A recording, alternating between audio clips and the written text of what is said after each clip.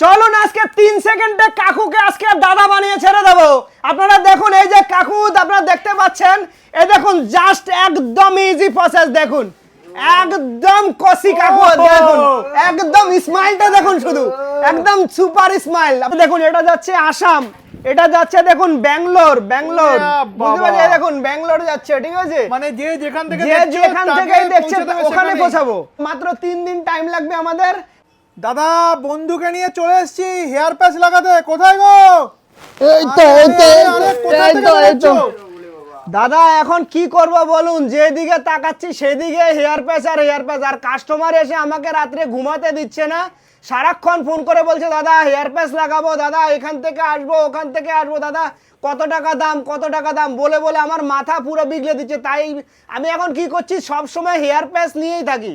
দেখুন ঘুমালো hair patch দেখি, স্বপ্ন হেয়ার প্যাচ দেখি, যেদিকে তাকাচ্ছি